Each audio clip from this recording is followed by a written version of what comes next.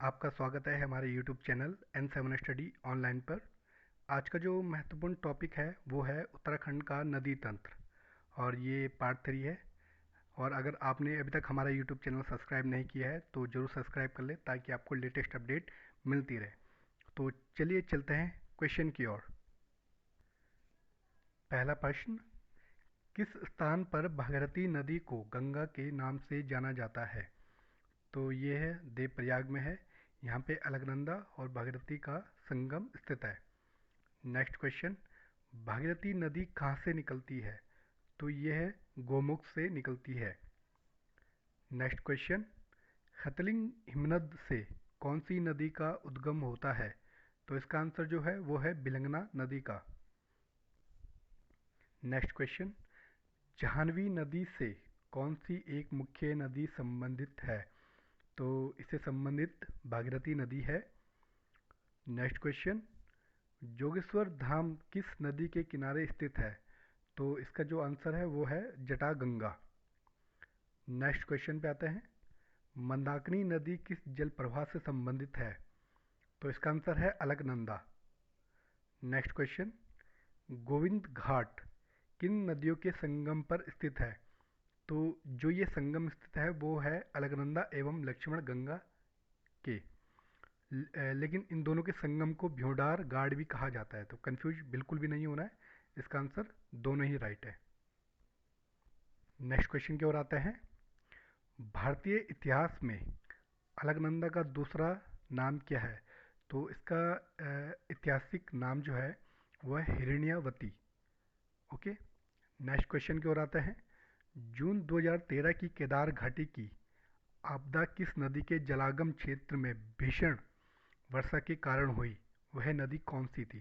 तो यह नदी मंदाकिनी नदी थी। ठीक है। अब आता है नेक्स्ट क्वेश्चन की ओर, कौन सी नदी केदारनाथ से रुद्रप्रयाग तक बहती है? तो इसका आंसर जो है वो मंदाकिनी ही है। नेक्स्ट क्वेश्चन की ओर आते हैं, रुद्रप्रयाग से रुद्रप्रयाग में अलकनंदा के साथ किसका संगम होता है? तो यह मंदाकिनी है। अलकनंदा और मंदाकिनी के संगम पर रुद्रप्रयाग स्थित है। कंफ्यूज बिल्कुल भी नहीं होना है। ठीक है। नेक्स्ट क्वेश्चन की ओर आते हैं, भागीरथी नदी अलकनंदा से कहाँ पर मिलती है? तो इसका आंसर है देवप्रयाग। देवप्रयाग में भागीरथी और अलकनंदा का संगम होता है। भागीरथी को सास के नाम से जाना जाता है और अलकनंदा को बहू के नाम से। ठीक है। नेक्स्ट क्वेश्चन की ओर आते हैं, उत्तराखंड की कौन सी नदी कोसी की सहायक नदी है? जो कोसी नदी है उसकी सहायक नदी कौन सी है? तो इसका आंसर है सुमाली गार्ड। ठीक है, सुमाली गार्ड। नेक्स्ट क्वेश्चन की ओर आते हैं, यमुना की सबसे बड़ी सहायक नदी कौन सी है? तो यह है टोंस नदी है। ठीक है। नेक्स्ट क्वेश्चन की ओर आते हैं, शारदा या काली नदी का उद्गम कहाँ से होता है? जो शारदा है उसे काली नदी भी कहा जाता है। ठीक है। तो इसका आंसर है मिलम ग्लेशियर से। ठीक है। नेक्स्ट क्वेश्चन की ओर आते हैं, काली एवं गोरी नदियों का संगम कहाँ स्थित है? तो यह जौलजीबी में है और जौलजीबी पिथौरागढ़ में स्थित है। ठीक है। काली एवं गोरी नदियों का संगम जौलजीबी में है और ये पिथौरागढ़, जौलजीबी जो है पिथौरागढ़ में है। नेक्स्ट क्वेश्चन की ओर आते हैं, कौन सा नगर सरयू नदी के किनारे स्थित है? तो यह बागेश्वर। बागेश्वर इसका राइट आंसर है। ठीक है।